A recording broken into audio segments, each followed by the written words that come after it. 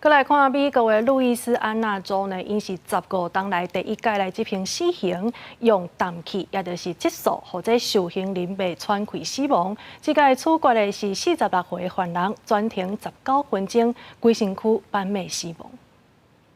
一个46岁死刑犯小霍夫曼复活啦！这是路易斯安那州15年来头一届执行死刑，嘛是头一届使用氮气被喘气的这个方式行刑。不过，在执行进程出现争议。小霍夫曼的律师认为讲，这种执行死刑的方式违反第8修正案禁止残忍甲无使用电话的规定，嘛剥夺受刑人宗教信仰的自由。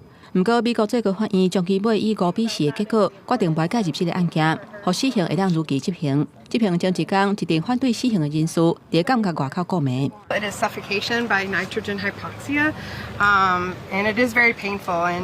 And Jesse Hoffman, as a Buddhist, as part of his spiritual practice, does breath work. 根据哥伦比亚广播公司 CBS 的新闻报道，小霍夫曼在执行死刑进前，拒绝吃上尾一顿，嘛无发表任何声明。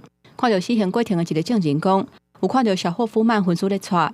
路易斯安那州的官员讲，这种死刑的过程袂痛，嘛无问题，而且嘛是还予受害者甲家属一个公道。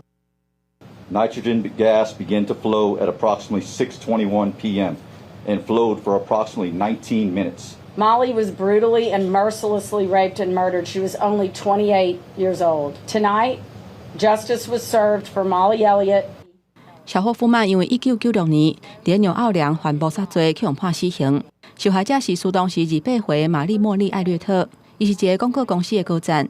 案件发生的时阵，小霍夫曼刚18岁，后续都让红关押伫咧路易斯安那州州立监狱。在小霍夫曼担起死刑执行进程，全美国敢若有过4届。州检察长表示，这个州今年会有4个死刑犯会复活。公司新闻黄文亮编译。